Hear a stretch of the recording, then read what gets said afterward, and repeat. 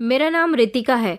मैं अपने आप को दुनिया की एक ऐसी माँ समझती हूँ जिसने सारी जिंदगी अपने बच्चों के लिए आसानियाँ चाही, मगर मेरी जिंदगी में कुछ ऐसे लोग शामिल हो गए जिन्होंने हमेशा मेरे बच्चों पर बुरी नज़र डाली।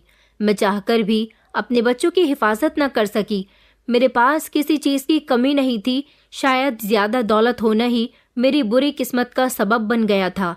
मैंने जब आँख खोली तो मैंने एक ऐसे परिवार में जन्म लिया था जहां मुझे मलिकाओं की तरह रखा जाता था। मेरे पिता बहुत अमीर आदमी थे। हमारे गांव की बहुत सारी ज़मीनें उनके पास थीं। मेरे पिता गांव के बहुत बड़े आदमी भी थे। उन्हें हमारे गांव का सबसे बड़ा जमींदार कहा जाता था, जिनके हिस्से में गांव की कई एकड़ ज़मीन थी। मेरे पिता हमारे गांव के खानदानी और अमीर आदमी थे और मैं उनकी इकलौती बेटी थी। मेरे माता पिता मुझसे बहुत प्यार करते थे। वो मुझे अपना बेटा समझते थे क्योंकि ऊपर वाले ने उन्हें मेरे बाद किसी दूसरी औलाद का सुख नहीं दिया था। मेरे जन्म होने के बाद मेरी माँ फिर कभी दोबारा माँ न बन सकी और मेरे पिता को हमेशा बेटे की चाहत रहती थी। लेकिन जब मेरी माँ दोबारा माँ न बन सकी तो पिताजी ने मुझे ही अपना सब कुछ मान लिया। उन्होंने कहा कि यही मेरा बेटा है और यही मेरी बेटी भी है। मैं अपनी बेटी को बेटों वाली जिंदगी भी दूंगा। तभी तो पिताजी ने कभी मुझ पर किसी भी तरह की कोई रोक टोक नहीं की थी। मैं गांव में जैसे चाहे अपनी मर्जी के हिसाब से जिंदगी गुजारती थी। मुझे कोई रोकने टोकने वाला नहीं था।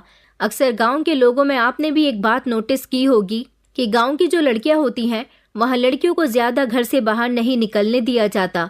बेटों को ज्यादा अहमियत दी जाती है और औरत को पैर की जूती समझा जाता है। मगर हमारे गाँव में ऐसा कुछ भी नहीं था। पूरे गाँव में मेरे पिताजी के फैसले चलते थे, क्योंकि मेरे पिताजी गांव के सरपंच भी रह चुके थे। लेकिन फिर जब वो बीमार रहने लगे तो उन्होंने अपनी जगह अपने छोटे भाई को गांव का सरपंच बना दिया। हमारे गांव की औरतों को इंसाफ दिलाना ही मेरे पिता का उसूल हुआ करता था। इसीलिए गांव के लोगों को मेरे पिताजी के फैसले बहुत पसंद आते थे। कभी भी मेरे पिताजी ने कोई गलत फैसला नहीं किया था। मजदूर को, गरीब को उसका हक बराबर दिया जाता था। औरत के साथ किसी तरह का कोई बुरा सलूक नहीं हो सकता था। जैसे जैसे मैं बड़ी होती गई मेरे पिताजी बीमार होते चले गए थे। चाचा जी भी सरपंच होने की जिम्मेदारी बहुत अच्छे तरीके से निभा रहे थे। वक्त अपनी रफ्तार के साथ बढ़ता जा रहा था। मेरे पापा ने मेरा एडमिशन शहर के ही स्कूल में करवाया था। मैं शहर में पढ़ी लिखी और फिर जैसे जैसे जवान हुई तो गांव का माहौल भी धीरे धीरे बदलने लगा था, क्योंकि एक वक्त ऐसा आया जब मेरे चाचा जी इस दुनिया को छोड़कर चले गए। मेरे पापा और चाचा जी दो ही भाई थे। दोनों भाइयों में आपस में बहुत मोहब्बत थी। चाचा जी कुंवारे थे, उनका रिश्ता हो गया था, उनकी शादी होने वाली थी। लेकिन चाचा जी के इस दुनिया से जाने पर सब कुछ धरा का धरा रह गया था। लोगों ने पिताजी से कहा कि गांव का सरपंच तो अब आपको ही बनना होगा। लेकिन भाई की मौत का गम मेरे पिताजी के दिल में इस तरह से बैठ गया था कि वो बीमारी के कारण बिस्तर से लगते चले गए। मगर उन्होंने बीमार होने के बाद मेरे लिए एक बेहतर फैसला कर लिया था। मैं जवान हो गई थी और दिखने में भी अच्छी शक्ल की थी। मेरे पिताजी जानते थे कि मैं शहर की पढ़ी लिखी लड़की हूँ और मैं हाई एजुकेटेड हूँ। इसलिए उन्होंने मेरा रिश्ता शहर के ही एक लड़के के साथ तय कर दिया था। जिस लड़के के साथ मेरे पिताजी ने मेरा रिश्ता तय किया था वो लड़का शहर की बड़ी बड़ी फैक्ट्रियों का मालिक था। बीमार होने के बाद मेरे पिताजी ने अपना सब कुछ मेरे नाम कर दिया। पिताजी मेरे चाचा जी को अपना छोटा बेटा मानते थे, इसलिए वो अपनी जायदाद में भी 2 हिस्से करना चाहते थे। एक हिस्सा उनकी अपनी बेटी का और दूसरा हिस्सा उनके छोटे भाई का, ताकि उनके मरने के बाद ना तो उनकी बेटी को परेशानी हो और ना ही उनके भाई को। हम दोनों चाचा भतीजी मेरे पिताजी की जायदाद के हकदार थे। लेकिन अब चाचा जी भी नहीं रहे थे, इसीलिए सब कुछ पिताजी ने मेरे नाम कर दिया था। मेरी माँ अभी जिंदा थी, लेकिन उन्हें भी हमेशा पिताजी की फिक्र सताती रहती थी। मेरी माँ पढ़ी लिखी नहीं थी, इसलिए बहुत भोली भाली और सीधी सादी औरत थी। मैं पिताजी से बहुत प्यार करती थी, इसलिए उन्हें खुद शहर के अस्पताल इलाज के लिए लेकर जाती थी। मगर एक वक्त ऐसा आया कि पिताजी का इलाज भी उन पर कोई असर न कर सका और वो हम सबको छोड़कर चले गए। अब पिताजी के मर जाने पर गांव में कोई सरपंच ऐसा न आ सका था जिसने कोई अच्छा फैसला किया हो। वक्त बढ़ता जा रहा था, इसलिए गांव वाले अपने फैसले खुद ही करने लगे थे। फिर मेरी शादी का वक्त आया, जिसमें ना तो मेरे चाचा जी शामिल थे और ना ही मेरे पिताजी। मेरी माँ ने अकेले ही मुझे विदा कर दिया था। मेरे पिताजी की मौत ने मुझे तोड़कर रख दिया था, मगर होनी को कौन टाल सकता है। कानूनी तौर पर मेरे पिताजी की सारी जायदाद मेरी माँ के मरने के बाद मेरी हो जानी थी। मुझे इस सब की वैसे भी कोई ज़रूरत नहीं थी, क्योंकि जिस घर में मेरी शादी हुई थी वहाँ मेरा पति भी अकेला ही था, क्योंकि मेरे पति के माता पिता बचपन में ही उसे छोड़कर चले गए थे। उसकी एक ही बहन थी और अपनी बहन की शादी उसने विदेश में कर दी थी। उसकी बहन की जायदाद का हिस्सा वो पहले ही उसे दे चुका था। मेरे पति की बहुत सारी फैक्ट्रियां चल रही थी। वो एक करोड़पति इंसान था। मेरे पिता के साथ मेरे पति का कारोबारी मेल जोल था, इसलिए मेरे पिता ने मेरी शादी उनके साथ करवाई थी। अपनी माँ को अकेले ही छोड़कर मैं ससुराल आ गई थी। हमारा गांव बहुत अच्छा था। गांव के सभी लोग एक दूसरे का बहुत ख्याल रखने वाले लोग थे और मेरी माँ तो उस गांव के सरपंच की पत्नी थी, इसलिए गांव के सारे ही लोग मेरी माँ की बहुत इज्जत किया करते थे। यही वजह थी कि मुझे अपनी माँ की ज्यादा परवाह नहीं होती थी, लेकिन मेरी बात उनसे होती रहती थी। मेरे पति अनुराग सक्सेना मुझे बहुत प्यार करने वाले थे। शादी के बाद उन्होंने मुझे बेहद मोहब्बत और प्यार दिया था। उनका बहुत बड़ा घर था। उनकी दौलत देखकर मुझे कोई हैरानी नहीं हुई थी, क्योंकि मैं खुद भी गांव के बहुत बड़े जमींदार और अमीर कबीर इंसान की बेटी थी। मेरे पिता अपना कारोबार संभालते थे और मैं घर में जो मनचाहा वो करती रहती थी। घर में बहुत सारे नौकर चाकर काम करते थे। जब मेरा मन करता मैं ड्राइवर के साथ गाड़ी में बैठकर अपने मायके चली आती थी और काफी समय अपनी माँ के साथ बिताया करती थी। मेरे पति को मेरे कहीं भी आने जाने से कोई एतराज नहीं था। वो एक अच्छी सोच रखने वाला इंसान था। 1 साल का वक्त गुजरा तो मैंने बेटी को जन्म दिया। मेरी बेटी बेहद सुंदर थी, बिल्कुल मुझ पर गई थी। वैसे तो मेरे पति में भी कोई कमी नहीं थी। वो हम दोनों पति पत्नी का मेल जोल थी। हम दोनों उसे बहुत प्यार किया करते थे। फिर 2 साल और हुए तो ऊपर वाले ने मुझे एक बेटा भी दे दिया और फिर उसके बाद मेरा परिवार पूरा हो चुका था। वक्त अपनी रफ्तार के साथ बढ़ता जा रहा था। जिस तरह से अच्छी परवरिश मेरी हुई थी, उसी तरह से अच्छी परवरिश मेरे बच्चों की भी हो रही थी। वो अच्छे स्कूल में पढ़ते थे, उनकी हर ख्वाहिश पूरी होती थी और उनका पिता भी उनसे बहुत प्यार करता था। मैं अक्सर सड़क पर भीख मांगते उन बच्चों को देखा करती थी जिनके सर पर माता पिता का साया नहीं होता, या जिन बच्चों के माता पिता नहीं होते उनकी जिंदगी इसी तरह से लाचारी में गुजरती है। ऐसे बच्चों को देख देख कर मुझे उन पर बहुत तरस आता था। इसीलिए मैं उन बच्चों को पैसे देकर उनकी मदद कर दिया करती थी और अपने आप को खुशनसीब समझती थी कि मेरे माता पिता के होते हुए मेरा बचपन बहुत अच्छा गुजरा। काश मेरे बच्चों के सर पर भी उनके माता पिता का साया हमेशा बना रहे, क्योंकि मैं अपने बच्चों को इस तरह से बिना माता पिता के परेशान होते हुए नहीं देख सकती थी। इसी बीच मेरी माँ भी दम तोड़ गई और अब गांव में मेरा अपना कोई भी नहीं बचा था। वैसे तो गांव के लोग मेरी बहुत इज्जत किया करते थे, लेकिन वहाँ मेरे परिवार का सदस्य कोई नहीं था। मैं अपनी हवेली जाकर जायदाद के सारे पेपर्स ले आई थी, क्योंकि पिताजी की सारी जायदाद कानूनी तौर पर मेरी थी। उसके बाद मैं कभी कभी गांव जाया करती थी जमीनों की देखभाल करने के लिए। मेरी बेटी 14 साल की हो चुकी थी और मेरा बेटा 12 साल का हो चुका था। जिंदगी में सब कुछ बिल्कुल ठीक चल रहा था, लेकिन एक दिन एक ऐसा हादसा हुआ जिसने मुझे पूरी तरह से तोड़ कर रख दिया था। सुबह सवेरे मेरे पति खुशी खुशी ऑफिस के लिए निकले थे। बच्चे भी घर आ चुके थे। शाम के 5 बजे का टाइम था। बच्चे बार बार अपने पापा को फोन कर रहे थे और कह रहे थे कि पापा, आज आपने हमसे साथ में टाइम स्पेंड करने को कहा था, लेकिन आप अभी भी लेट हो गए हो। मेरे पति कहने लगे कि बस मैं आधे घंटे में यहाँ से निकल रहा हूँ। उन्होंने मुझसे कहा था कि तुम तैयार रहना, हम लोग आज बाहर खाना खाएंगे। मैं भी तैयार हो रही थी, लेकिन आधे घंटे से ज्यादा हो गया था। मेरे पति का कोई अता पता नहीं था। बच्चों ने दोबारा से अपने पापा को कॉल की तो उनका मोबाइल बंद जाने लगा। कुछ समझ नहीं आ रहा था कि क्या हुआ। बच्चे बार बार परेशान हो रहे थे और कह रहे थे, मम्मी पापा का नंबर बंद जा रहा है। मैं बहुत परेशान हो गई थी। मैंने अपने पति के ऑफिस में कॉल की। वहां पूछा तो उनकी सेक्रेटरी ने बताया कि बॉस तो 1 घंटा पहले ही यहाँ से निकल चुके हैं, मगर वो तो घर नहीं पहुंचे थे। हमने कुछ देर और उनका इंतजार किया, लेकिन अनुराग अभी तक घर नहीं आए थे। ऐसा कभी नहीं हुआ था कि मेरे पति इतने लेट हुए हों। उन्हें अगर देर भी हो जाती थी तो वो मुझे फोन करके बता दिया करते थे, मगर आज तो उनका मोबाइल नंबर भी बंद जा रहा था और उनका कोई पता भी नहीं चल रहा था। बच्चे बार बार मुझे तंग कर रहे थे। मैं उनको तसल्ली दे रही थी कि पापा आते ही होंगे। थोड़ी देर गुजरी थी कि मेरे मोबाइल की रिंग बजने लगी। मैंने जैसे ही कॉल रिसीव की तो मेरे पति के दोस्त बोल रहे थे। उन्होंने कहा, भाभी जी जल्दी से सिटी हॉस्पिटल आ जाइए। अनुराग आग से बुरी तरह झुलस गया। मैं तो उस समय अपने होश खो बैठी थी। मुझे समझ नहीं आ रहा था कि मैं क्या करूं। मैंने बच्चों को घर पर रहने के लिए ही कहा, घर में नौकर भी मौजूद थे। मैं फौरन ही ड्राइवर के साथ सिटी हॉस्पिटल के लिए निकल पड़ी। रास्ते में जाते हुए मुझे ड्राइवर ने बताया कि आज हमारे शहर में एक बड़ा ही खतरनाक हादसा हो गया, क्योंकि हमें हर तरफ ट्रैफिक मिल रहा था। शहर में हर तरफ के रास्ते बंद कर दिए गए थे। मुझे जल्द से जल्द अस्पताल पहुंचना था, लेकिन हमें अस्पताल जाने में बहुत देर लग रही थी। ड्राइवर ने बताया कि सीएनजी गैस से भरी हुई गाड़ी की टक्कर एक बड़े से ट्रक से हो गई और फिर उसके बाद बहुत बड़ा ब्लास्ट हुआ। उस रास्ते पर जितनी भी गाड़ियां, लोग घर में मौजूद थे, वो सब लोग आग की चपेट में आ गए। शहर में आज बुरी तरह से मारामारी हो रही है, क्योंकि उस हादसे में बहुत सारे लोगों की जान गई। ये सब सुनकर तो मेरा दिल दहल उठा था। मुझे याद आया कि मेरे पति के दोस्त ने फोन करके बताया था कि अनुराग बुरी तरह से झुलस गया है।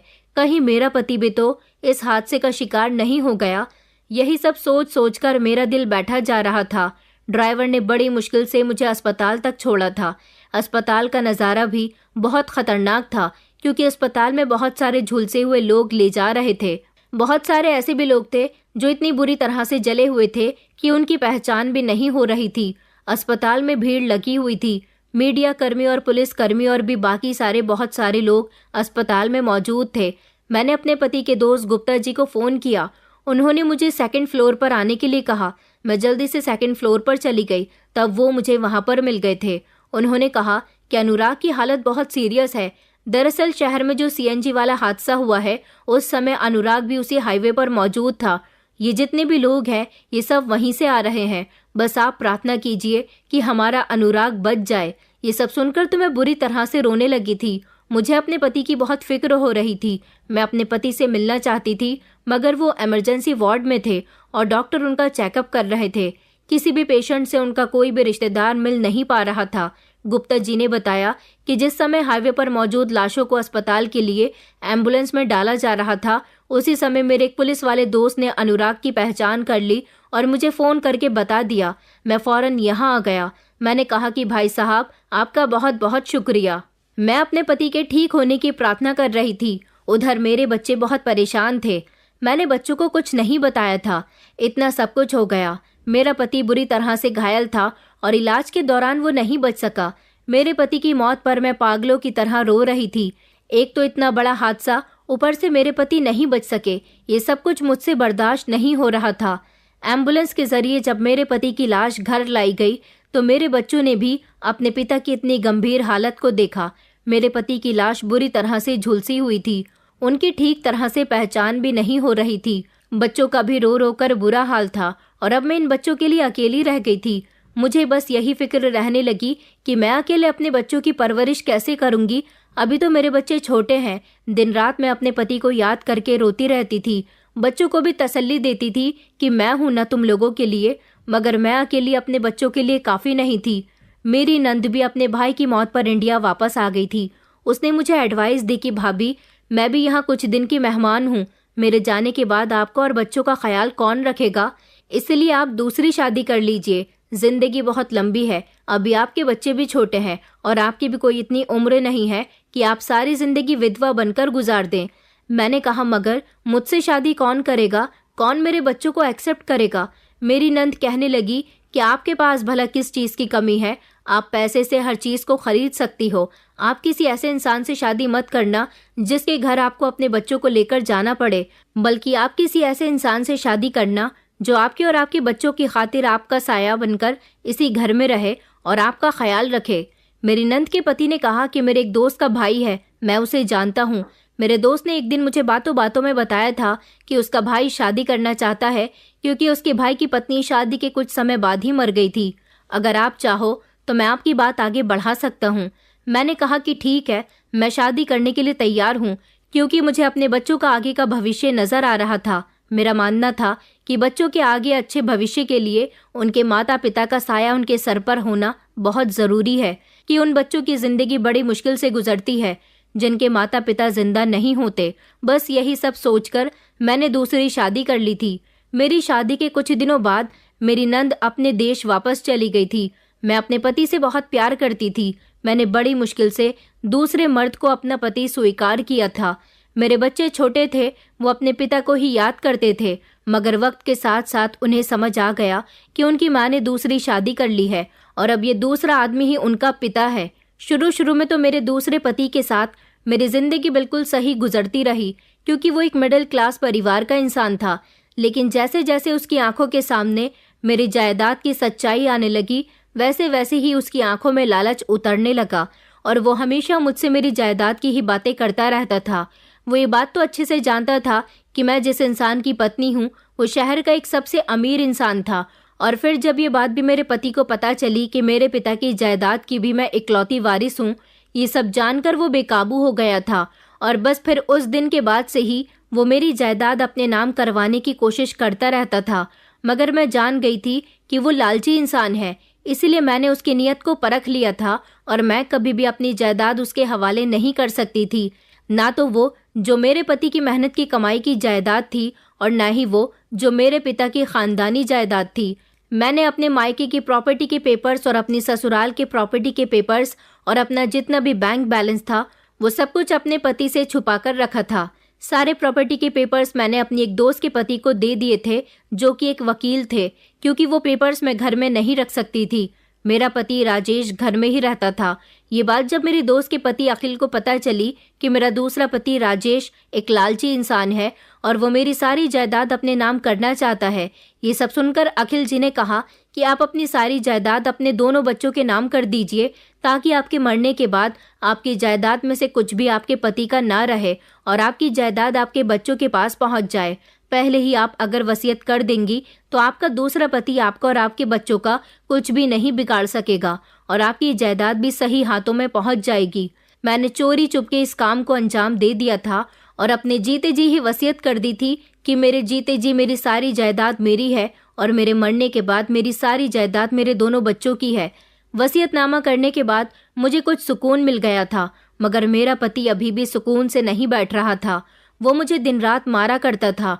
उसका ख्वाब तो मेरे बच्चों के दिल में ही बैठा हुआ था। मुझे लगता था कि मैं दूसरी शादी कर लूंगी तो मेरे बच्चों को पिता का प्यार दोबारा से मिल जाएगा, लेकिन उसने तो कभी मेरे बच्चों को प्यार से देखा भी नहीं था। हमेशा वो मेरे बच्चों के साथ डांट डपट करता रहता था। मेरे दोनों ही बच्चे बहुत सीधे थे।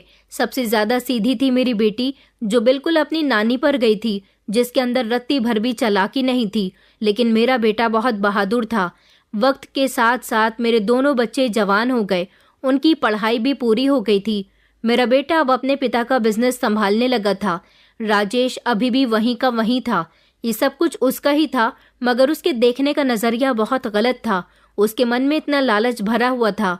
उसे लगता था कि सारी जायदाद जब उसके नाम हो जाएगी तभी वो इस जायदाद का हकदार रहेगा, लेकिन वो ये नहीं जानता था कि वो मेरा पति था। अगर वो मेरे साथ अच्छा सलूक करता और मेरे बच्चों को प्यार करता तो मैं खुशी खुशी सब कुछ उसके नाम कर देती। अभी भी मैं उसके साथ कुछ गलत नहीं करती थी।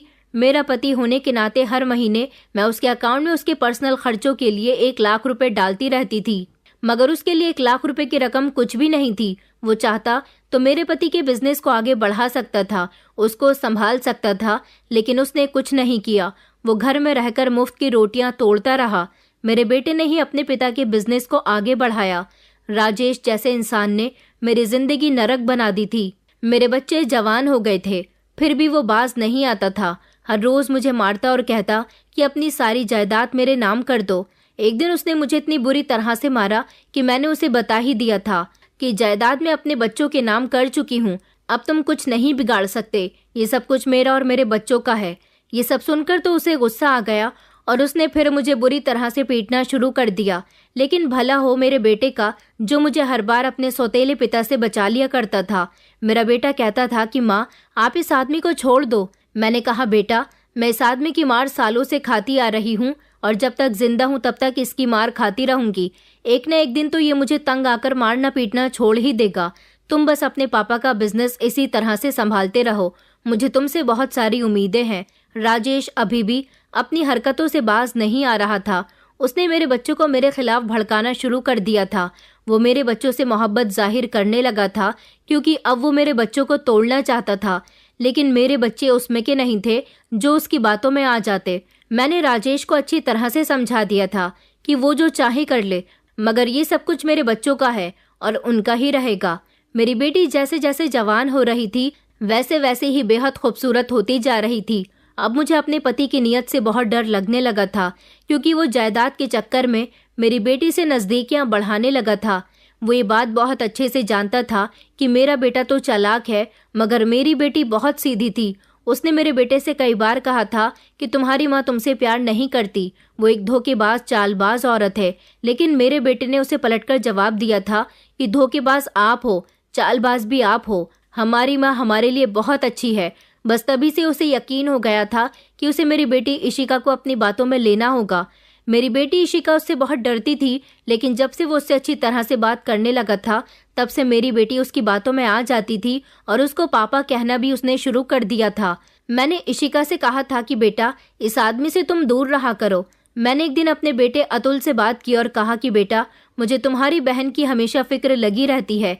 मैं चाहती हूँ कि उसकी शादी कर दूँ। वो काफ़ी बड़ी हो गई है, फिर भी उसके अंदर समझदारी नहीं है। वो बहुत भोली भाली है। मैं नहीं चाहती कि किसी दिन वो अपने सौतेले पिता के हाथों बेवकूफ़ बन जाए। मेरा बेटा कहने लगा, मम्मी आप बिल्कुल ठीक कह रही हो, मैं बहन के लिए कोई अच्छा सा रिश्ता तलाश करता हूँ। वैसे भी मेरी बेटी की अब शादी की उम्र थी। इशिका पूरे 27 साल की हो चुकी थी, इसीलिए मैंने उसके लिए अच्छा सा रिश्ता देखकर उसकी शादी कर दी। लड़का बहुत शरीफ था, अच्छे परिवार का था, उसके पास अपना सब कुछ था। मैंने यही सब सोचकर उसकी अमीर लड़के के साथ शादी कर दी थी कि इस तरह से मेरे पति के दिल में लालच आया है, उसी तरह से उसके पति के दिल में कभी लालच ना आए। बेटी को उसकी ससुराल भेजकर मैं सुकून से हो गई थी, मगर मेरा पति अभी भी छोटी छोटी बात पर मेरे ऊपर हाथ उठाता था। मैं चाहती तो अपने पति के खिलाफ कोई भी एक्शन ले सकती थी, मगर मैंने सोचा कि मेरा पति सुधर जाए तो ही बेहतर है, क्योंकि मेरे पिताजी कहा करते थे कि हमें हर इंसान को सुधरने के लिए मौका देना चाहिए। मगर कई साल हो गए थे, मेरा पति तो सुधरने का नाम ही नहीं ले रहा था। बेटी ससुराल चली गई तो मुझे उसकी बहुत याद आती थी। शादी के बाद जब वो घर आती तो मैं उससे पूछती थी कि तुम्हारे पति का बिहेवियर तुम्हारे साथ कैसा है, तो वो मुझे खुशी खुशी बताती कि मेरा पति बहुत अच्छा है और मुझसे बहुत प्यार करता है। अपनी बेटी को खुश देखकर मुझे खुशी होती थी। मैंने सोच लिया था कि मैं अतुल के लिए भी अच्छी सी लड़की देखकर उसकी शादी कर दूंगी, क्योंकि वो भी अब शादी के लायक हो गया है। इशिका जल्दी जल्दी हमारे घर आती रहती थी, उसका पति भी घर आता था। उसका पति बिहेवियर का बहुत अच्छा था। मैंने देखा था कि मेरी बेटी अपने पति के साथ बहुत खुश रहती थी, लेकिन देखते ही देखते कुछ दिन गुजरे जब मेरी बेटी उदास होकर अपने मायके आने लगी। मैंने उसके उदास होने की वजह पूछी तो वो मुझे कुछ भी ना बताती थी। अब मैं अपनी बेटी की तरफ से परेशान रहने लगी थी। मैंने ये बात अतुल को भी बताई तो वो कहने लगा कि मम्मी आप ऐसे ही परेशान हो रही हो सकता है कि दीदी को ससुराल में एडजस्ट होने में कोई दिक्कत आ रही हो। आप दीदी से पूछ लेना, अगर उन्हें कोई परेशानी है तो हम उसकी मदद कर देंगे। एक तो मैं पहले ही राजेश की तरफ से परेशान होती रहती थी, दूसरी टेंशन मुझे अब इशिका ने भी दे दी थी। अब तो राजेश में इतनी हिम्मत नहीं थी कि वो मुझे मार सके, क्योंकि जब जब वो मुझ पर हाथ उठाने लगा था, मेरा बेटा मुझे उससे बचा लिया करता था और उसने उसको वार्न कर दिया था कि अगर आपने मेरी माँ पर अब हाथ उठाने की कोशिश की तो मैं आपको पुलिस के हवाले कर दूंगा और इस घर से भी आपको निकाल दूंगा। और तभी से राजेश डर कर बैठ गया था, क्योंकि जायदाद तो अब उसकी नहीं होने वाली थी। एक दिन इशिका रोते हुए घर आई। मैंने उससे पूछा कि बेटा क्या हुआ है, तो उसने कहा कि मम्मी पता नहीं दीपक जी को क्या हो गया, वो हमेशा मुझे छोटी छोटी बात पर डांटते रहते हैं, मुझसे लड़ते झगड़ते रहते हैं। मैंने कहा बेटा लड़ाई झगड़े की क्या वजह होती है, क्या तुमसे कोई गलती हुई है? मेरी बेटी कहने लगी कि नहीं, मुझसे कोई गलती नहीं हुई, बस वो खुद ही मुझ पर गुस्सा कर जाते हैं। उन्होंने मुझसे कहा है कि अपने भाई से जाकर 20 लाख रुपए लेकर आओ, उन्हें पैसों की ज़रूरत है। मैंने कहा कि अच्छा ठीक है, मैं पैसे दे दूंगी, मगर मैं पैसे तुम्हें नहीं दूंगी, मैं खुद दीपक से बात करूंगी। मेरा दामाद जब घर आया तो मैंने उससे कहा कि तुमने इशिका से झगड़ा क्यों किया और उससे पैसे मंगाने क्यों भेजे हैं। वो मेरे सामने शर्मिंदा होने लगा और कहने लगा मम्मी मुझे माफ़ कर दीजिए, वो मैं अपने काम की वजह से ज़रा कुछ परेशान था। मेरा काम आजकल लॉस में जा रहा है और मुझे कुछ पैसों की ज़रूरत है, बस इसी वजह से मैंने काम का गुस्सा इशिका पर उतार दिया। मैं इशिका को लेने आया हूँ। मैंने कहा कि अच्छा ठीक है। इस तरह उन दोनों का झगड़ा तो ख़त्म हो गया था और मैंने दीपक को पैसे भी दे दिए थे। दीपक खुशी खुशी घर से चला गया था। मैं फिर से बेफिक्र हो गई कि अब कुछ नहीं होगा, लेकिन कुछ दिनों बाद फिर से मेरी बेटी रोती हुई घर वापस आ गई। मैंने इस बारे में अतुल से बात की तो अतुल ने कहा कि मम्मी काम का प्रेशर हर इंसान पर होता है, अगर जीजा जी पैसे मांग रहे हैं तो उन्हें पैसे दे दीजिए। कुछ समय बाद जब उनका काम ठीक हो जाएगा तो उनका मूड भी ठीक रहेगा। इस तरह जब मेरी बेटी पैसे लेने आती तो मैं उसे पैसे दे दिया करती थी। उसका पति उसके साथ कैसा व्यवहार करता था ये बात इशिका अब मुझे नहीं बताती थी। हाँ, लेकिन अब की बार जब इशिका मेरे घर पर आई थी तो उसकी बहुत तबीयत खराब थी। मैंने डॉक्टर को बुलाकर उसका चेकअप करवाया तो पता चला कि वो माँ बनने वाली है। मैंने इशिका को ये खबर सुनाई तो वो बहुत खुश हुई थी। उसने कहा, माँ, अब की बार भी मेरा दीपक से झगड़ा हुआ है, मैं घर नहीं जाऊंगी। मैं हर बार आपसे पैसे लेने नहीं आ सकती, मैं बहुत शर्मिंदा हूँ। मैंने कहा कि अच्छा बेटा, कुछ दिन तुम यहीं पर रुको, तुम्हारी तबीयत मुझे ठीक नहीं लग रही। मैं खुद दीपक से बात करके इस बार तुम्हें उसके साथ भेजूंगी कि उसने ये हर बार का क्या ड्रामा लगाया हुआ है। काम का अगर प्रेशर है तो वो गुस्सा तुम पर क्यों उतारता है। उस रात मेरी बेटी घर पर ही रुक गई थी। उसकी तबीयत ठीक नहीं थी, इसलिए वो मेरे साथ ही मेरे कमरे में सोने को कह रही थी। मेरा पति तो वैसे भी मेरे साथ नहीं सोता था। इशिका मेरे साथ मेरे कमरे में ही मौजूद थी। जब मेरे कमरे का दरवाजा बजने लगा, मैंने जैसे ही दरवाजा खोला तो दरवाजे पर राजेश खड़ा हुआ था। मैंने कहा, क्या हुआ है? तो वो कहने लगा कि नौकरानियां कहाँ हैं, घर में कोई नौकर दिखाई क्यों नहीं दे रहा। मैंने कहा, रात के 2 बज रहे हैं, सब लोग सो रहे होंगे, बताओ क्या काम है।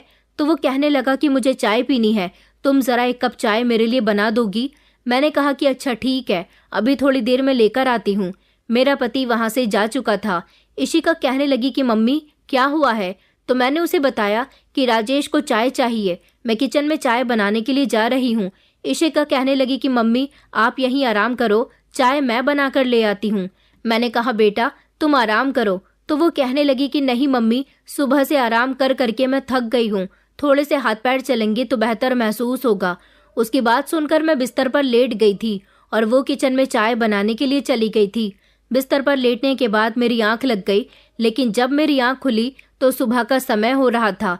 मैंने जैसे ही अपने बराबर में बिस्तर पर देखा तो इशिका वहां पर मौजूद नहीं थी। मुझे लगा कि वो किसी काम से कमरे से बाहर गई हुई होगी, मगर काफी देर हो गई थी, वो कमरे में आई ही नहीं। तो मैं खुद ही उठ गई। वैसे भी मेरे उठने का टाइम हो गया था। मैं जैसे ही उठकर कमरे से बाहर गई तो राजेश बाहर ही टहल रहा था। मुझे देखकर वो चौंक गया और कहने लगा, तुम कहाँ थी? मैंने कहा, मैं कहाँ हो सकती हूँ, मैं तो सो रही थी। तुम मुझे ये बताओ इशिका कहाँ है? वो कहने लगा, इशिका अपने कमरे में होगी। मैंने कहा, इशिका रात को मेरे साथ ही सोई थी, पता नहीं वो कहाँ है, मैं उसके कमरे में देख कर आती हूँ। मेरा पति वहां पर इसी तरह से शॉक खड़ा रह गया था। जबकि मैं इशिका को देखने के लिए उसके कमरे में गई तो उसका कमरा खाली पड़ा हुआ था। मैंने अतुल से भी उसके बारे में पूछा तो अतुल कहने लगा कि मम्मी इशिका तो यहाँ पर नहीं है। पूरे घर में मैं इशिका को ढूंढ चुकी थी। मेरे पति के चेहरे पर मुझे अजीब सी हवाइयां नजर आ रही थी। वो भी इशिका के लिए परेशान हो रहा था। मैं इशिका के लिए फिक्रमंद होने लगी तो अतुल ने मुझसे कहा कि मम्मी आपको परेशान होने की जरूरत नहीं है, मैं अभी जीजा जी को फोन करके पूछता हूँ कि कहीं इशिका उनकी तरफ तो नहीं चली गई। अगर वो वहां चली गई तो उसे हमें बताकर जाना चाहिए था। मैंने कहा, बेटा उसकी तबीयत ठीक नहीं है, जल्द से जल्द उसके बारे में पता करो। अतुल ने जैसे ही दीपक को फोन करके बताया कि यहाँ पर इशिका नहीं है, क्या वो उसके घर चली गई? ये बात सुनकर दीपक परेशान हो गया था। वो थोड़ी देर बाद हमारे घर पर आ गया और इशिका को इधर उधर ढूंढने लगा। कहने लगा, आखिर इशिका कहाँ गई थी? आप लोगों का उसका ध्यान रखना चाहिए था, आपने उसके साथ लापरवाही कैसे कर दी? मगर एक अजीब बात मैंने दीपक में नोटिस की थी, वो मुझे देख देख कर बड़ा ही परेशान हो रहा था और मुझे अजीब सी नजरों से देख रहा था। मैं और मेरा बेटा इशिका को ढूंढने में लगे हुए थे। कभी किसी को फोन करते तो कभी किसी को फोन कर रहे थे, मगर मैंने नोटिस किया कि दीपक और राजेश आपस में कुछ बातें कर रहे थे, कुछ ऐसी बातें जिनकी समझ मुझे नहीं आ रही थी। मैंने बताया कि मुझे इतना याद है, रात को जब राजेश मेरे कमरे में चाय का कहने के लिए आए थे तब इशिका चाय बनाने के लिए किचन में चली गई थी। उसने मुझे चाय बनाने से इनकार कर दिया था और फिर मैं बिस्तर पर लेट गई। मुझे गहरी नींद आ गई। मुझे पता ही नहीं चला कि इशिका कहाँ गई, वो किचन से चाय बनाकर आई भी या नहीं।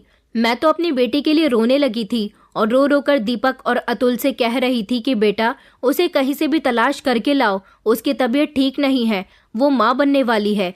ये खबर जैसे ही दीपक ने सुनी वो चौंक गया था, जैसे उसको इस बात पर यकीन नहीं आ रहा हो। वो उसी समय उसको ढूंढने के लिए निकल पड़ा था। वो तो ऐसी पागलों की तरह रिएक्ट कर रहा था जैसे उसको मेरी बेटी से बहुत ज्यादा मोहब्बत थी। उसकी ऐसी दीवानगी देखकर मुझे यकीन हो गया था कि वो जरूर प्रेशर में आकर ही मेरी बेटी से लड़ता होगा, वरना वो तो मेरी बेटी से मोहब्बत ही करता है। मेरा बेटा अतुल भी उसे ढूंढ ढूंढ कर परेशान हो गया था, मगर वो कहीं नहीं मिल रही थी। पुलिस में भी उसकी गुमशुदगी की रिपोर्ट दर्ज करवा दी गई थी। इशिका का कोई अता पता नहीं चल रहा था। घर के घर में से ही वो कैसे गायब हो सकती थी। उस रात नौकर भी अपने अपने क्वार्टर में जाकर सो चुके थे। किसी को उसके बारे में कुछ नहीं पता था। मगर एक दिन हमारे घर में पुलिस आ गई।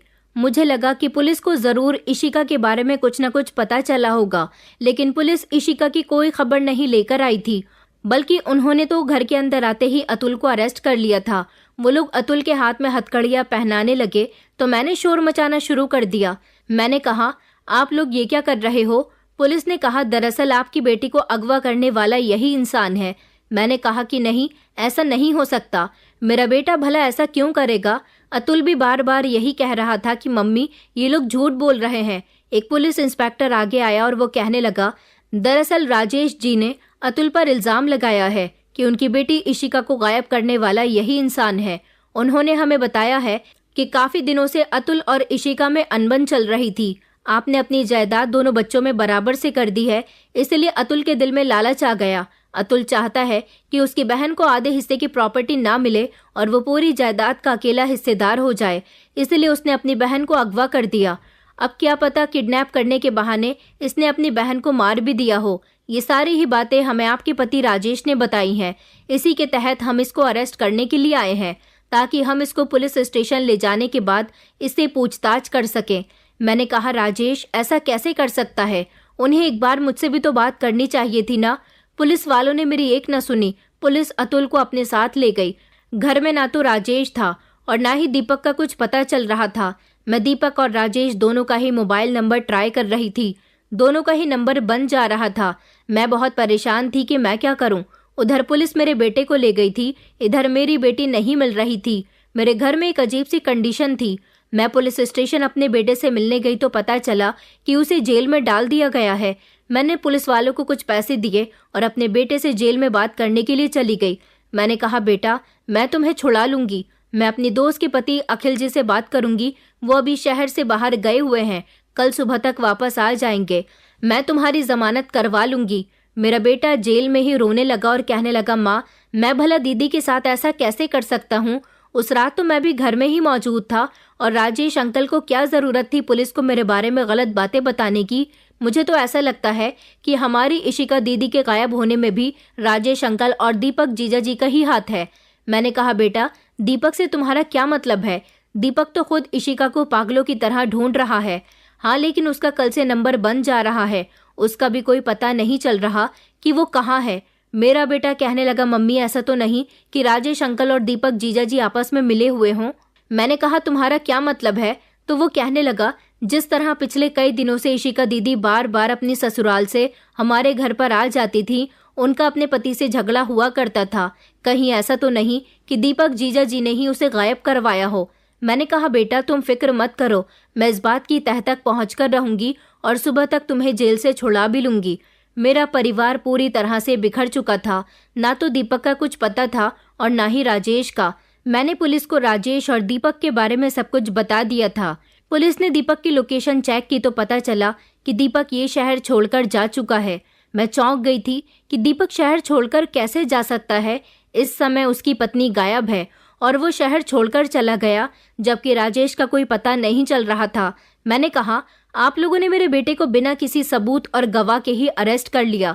मेरी दोस्त के पति अखिल जी ने मेरे बेटे को रिहा करवा दिया था और अब पुलिस ने दीपक और राजेश का पता लगाना शुरू कर दिया था कि आखिर ऐसे मौके पर वो दोनों कहाँ भाग गए थे। पुलिस ने जैसे तैसे दीपक को तो पकड़ लिया था। पुलिस जब दीपक को पकड़कर लाई और उससे पूछा गया कि आखिर तुम कहाँ गायब हो गए थे, दीपक बहुत ज्यादा शर्मिंदगी महसूस कर रहा था। पुलिस ने जब उस पर सख्ती की और उससे कहा कि जरूर तुम्हें अपनी पत्नी के बारे में कुछ पता है, जो भी पता है हमें बताओ। कहीं ऐसा तो नहीं कि तुमने ही अपनी पत्नी को अगवा किया हो, तभी तो तुम पुलिस के डर के मारे भाग गए। दीपक उसी समय रोने लगा। उसने मेरे और अतुल के आगे हाथ जोड़े और कहने लगा, हाँ मैं पुलिस के डर के मारे यहाँ से भाग गया था। ये बात सुनकर मेरे पैरों तले से जमीन निकल गई थी। मैंने कहा, ये तुम क्या कह रहे हो? आखिर बात क्या है? मेरी बेटी कहाँ है? मुझे मेरी बेटी चाहिए। वो रोने लगा और कहने लगा कि मुझे माफ करना मम्मी जी, दरअसल इशिका से शादी करने के बाद मैं उसके साथ बहुत खुश था। एक दिन आपके पति मेरे घर आए और मुझसे कहने लगे कि मैं तुम्हारे लिए एक ऑफर लेकर आया हूँ। तुम्हें अब कोई कामकाज करने की जरूरत नहीं है। तुम्हें नहीं पता कि तुम्हारी सास कितनी अमीर औरत है। उसके पास उसके अपने पिता की भी गांव में बहुत सारी जमीन जायदाद पड़ी हुई है और इधर शहर में उसका पति भी बहुत अमीर आदमी था। वो भी अपनी सारी जमीन जायदाद छोड़कर मर गया। वो सब कुछ भी तुम्हारी सास का है, लेकिन उसने मुझसे शादी करने के बाद मुझे अपनी जायदाद में से एक फूटी कौड़ी भी नहीं दी। मैं उसकी जायदाद हथियाना चाहता था। मुझे जब से पता चला था कि वो करोड़ों की मालकिन है, तभी से मैं उससे कहता था कि वो अपनी जायदाद में से कुछ मुझे भी दे दे, मगर मेरा लालच दिन ब दिन बढ़ता गया। वो मेरी बात नहीं मानती थी। वो कहती थी कि ये सब कुछ मेरे बच्चों का है, इसीलिए मैंने उसे मारना पीटना शुरू कर दिया। मगर मुझे पता चला कि उसने कई सालों पहले अपनी सारी जायदाद अपने दोनों बच्चों में बांट दी है। और मुझे क्या मिला? मैं तो खाली हाथ रह गया। देखो, तुम चाहो तो मेरा साथ दे सकते हो। ये सब कुछ मेरा और तुम्हारा हो सकता है। मैं उनकी बात सुनकर चौंक गया था। मैंने कहा था, भला मैं आपका क्या साथ दूं? उन्होंने कहा, अगर तुम मेरे साथ मिलकर अपनी सास को मार दो तो इस तरह तुम्हारी सास रास्ते से हट जाएगी और फिर उसकी मौत का इल्जाम हम अतुल पर लगवा देंगे। अतुल भी जेल की सलाखों के पीछे होगा। उसके हिस्से की जायदाद भी हमारी हो जाएगी और बची तुम्हारी पत्नी तो इशिका के हिस्से की जितनी भी जायदाद है वो सब तुम्हारी हुई। तुम उसके साथ अपनी खुशी खुशी जिंदगी गुजारना और जो मेरे हिस्से में आएगा वो आने के बाद मैं दूसरी शादी करके अपनी दूसरी पत्नी के साथ जिंदगी गुजार लूंगा। बताओ, तुम मेरे साथ देने के लिए तैयार हो ना? उन्होंने मेरे दिल में लालच उतार दिया था। बस तभी से जैसा वो मुझसे कहते गए मैं वैसा ही करता गया। मुझे लगा कि मैंने अपने ससुर का कहना मान लिया तो मैं सारी जिंदगी बैठकर आराम से खाऊंगा। मुझे तो काम करने की भी कोई जरूरत ही नहीं होगी। उन्होंने ही मुझे बताया था कि तुम इशिका को परेशान किया करो, उससे पैसे मंगवाया करो, वो अपने मायके जाकर तुम्हें पैसे लाकर दिया करेगी। इशिका बहुत सीधी सादी थी। मैं उससे जैसा कहता वो वैसा कर लिया करती थी। वो मुझे अपनी माँ से कहने के मुताबिक पैसे लाकर दे दिया करती थी। मगर उस रात मेरे ससुर ने कहा था कि हम दोनों मिलकर एक प्लान बनाते हैं कि हमें तुम्हारी सास को कैसे मारना है। उन्होंने कहा था कि अपनी सास को तुम खुद मारोगे। मैंने उनसे कहा भी था कि मैं ये काम कैसे करूंगा। उन्होंने कहा कि तुम फिक्र मत करो, तुम पकड़े नहीं जाओगे। मैंने सब इंतजाम कर दिया है। उस रात इशिका अपने मायके आ गई थी, मगर खुद राजेश अंकल को भी ये बात नहीं पता थी कि इशिका उस रात अपनी माँ के कमरे में मौजूद थी। उन्होंने सारे नौकरों को भी खामोशी से जल्दी से अपने अपने क्वार्टर में जाने के लिए कह दिया था। जब सारे नौकर घर से चले गए तो उन्होंने मुझे फोन करके घर बुला लिया। उन्होंने मेरी सास से जाकर चाय को कहा। जैसे ही मेरी सास किचन में चली गई, उन्होंने मुझे फोन करके कहा कि शिकार किचन में चला गया है, तुम जल्दी से जाकर उसे दबोच लो। मैं उसी समय किचन में चला गया। मैंने रुमाल पर क्लोरोफॉर्म लगा दिया था। मैं जैसे ही किचन के अंदर गया, किचन की लाइट मेरे ससुर ने बंद कर दी थी और उसके बाद पूरे किचन में अंधेरा हो गया। मैंने अपनी सास के मुंह पर रुमाल लगा दिया जिससे वो बेहोश हो गई और उसके बाद मैंने अपने मोबाइल की टॉर्च ऑन की। अंधेरे में मैं अपनी सास का चेहरा नहीं देख सका था। मैंने जल्दी से बॉडी को बोरे में बंद कर दिया और उस बोरे को घसीटते हुए मैं अपनी गाड़ी तक ले आया था और फिर वही बोरा मैंने ले जाकर नदी में फेंक दिया। मुझे लगा कि मैंने अपनी सास को मार दिया है, लेकिन जब सुबह के समय मेरे पास मेरी सास का फोन आया और उन्होंने मुझसे कहा कि इशिका गायब हो गई है, तो मैं ये सब सुनकर दंग रह गया था। और उनका फोन आना भी मेरे लिए बहुत बड़े खतरे की बात थी कि मैंने तो खुद उनकी लाश को बोरे में डालकर नदी में फेंक दिया था, तो फिर वो जिंदा कैसे बच गई थी और फिर मेरी पत्नी कहाँ गई। मैं हड़बड़ाता हुआ अपनी ससुराल पहुंचा।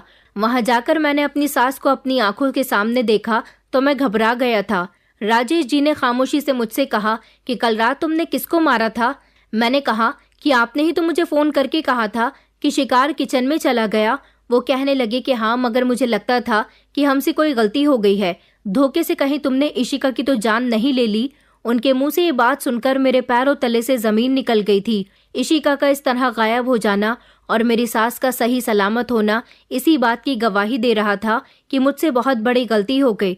और फिर मैंने अपनी सास के मुंह से ये बात भी सुनी थी कि मेरी पत्नी मेरे बच्चे की मां बनने वाली थी। ये खबर सुनकर तो मेरे होश उड़ गए थे। ऐसा नहीं था कि मैं अपनी पत्नी से प्यार नहीं करता था, मुझे वो बहुत पसंद थी, क्योंकि वो बहुत मासूम थी। वो दुनिया की लड़कियों से बिल्कुल अलग थी। मैं तो बस अपने ससुर के कहने में आकर उसके साथ गुस्से से बात किया करता था ताकि वो अपने घर से जाकर मुझे पैसे लाकर दिया करे। लेकिन जब मैंने उसके प्रेग्नेंट होने की खबर सुनी तो मुझे बेहद अफसोस होने लगा कि मैंने अपनी पत्नी के साथ ये क्या कर दिया। अनजाने में मुझसे बहुत बड़ी गलती हो गई। वो मेरे बच्चे की माँ बनने वाली थी। मैं पागलों की तरह उसे इसी नदी में जाकर तलाश करने लगा जहाँ मैंने उसकी लाश को फेंका था, मगर मेरी पत्नी का मुझे कुछ भी पता नहीं चला। मैं बहुत डर गया था। मैंने सोचा अगर किसी को इस बारे में पता चल गया कि इशिका की जान मैंने ली है तो मैं किसी को क्या जवाब दूंगा, क्योंकि मैं अपने आप को पुलिस के हवाले नहीं कर सकता था। मैं बहुत डर गया था, इसलिए मैं यहाँ से भाग गया था, मगर पुलिस ने मुझे पकड़ लिया। लेकिन पुलिस इंस्पेक्टर, इसमें मेरी कोई गलती नहीं है। ऐसा करने के लिए मुझे मेरे ससुर ने कहा था। उन्होंने ही मुझे भड़काया था।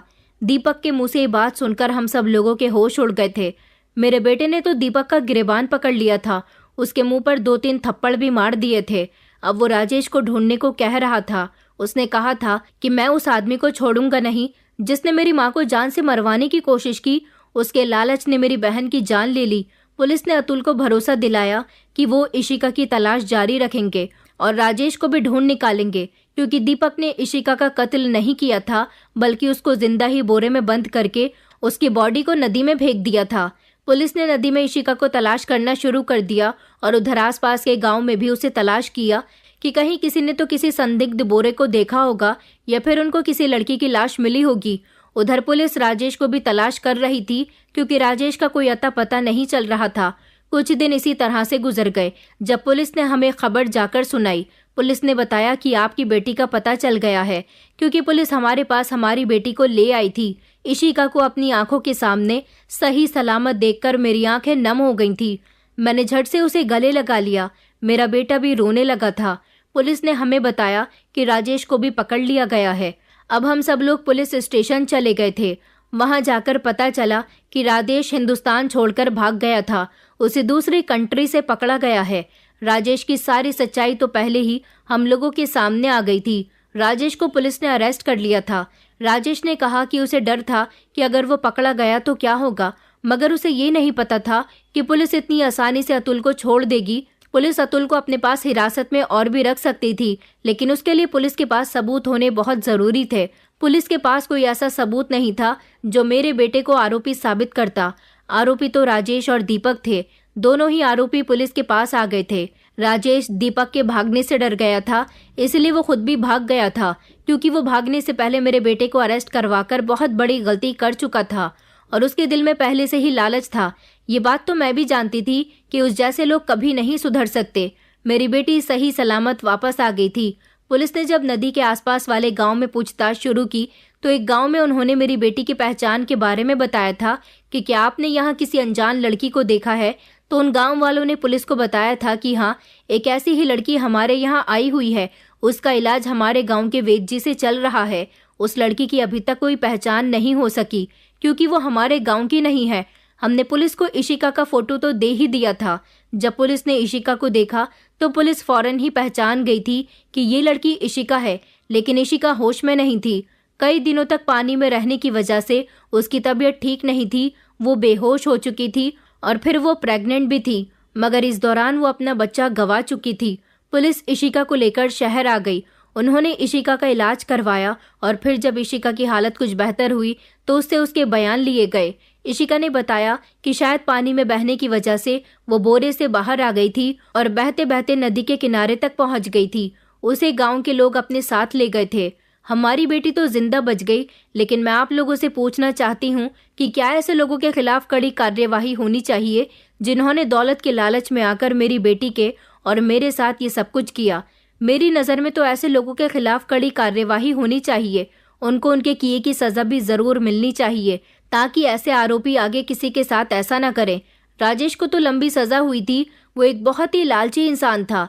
इंसान का लालच कभी भी खत्म नहीं होता। अपने लालच को पूरा करने के लिए वो किसी की भी जान लेने पर भी उतर आता है। दोस्तों, उम्मीद करती हूँ आपको हमारी कहानी पसंद आई होगी। कहानी पसंद आई है तो वीडियो को लाइक करें, चैनल पर नए हैं तो चैनल को सब्सक्राइब करें और हाँ, नोटिफिकेशन बेल को जरूर दबाएं ताकि अगली अपडेट सबसे पहले आपको मिले।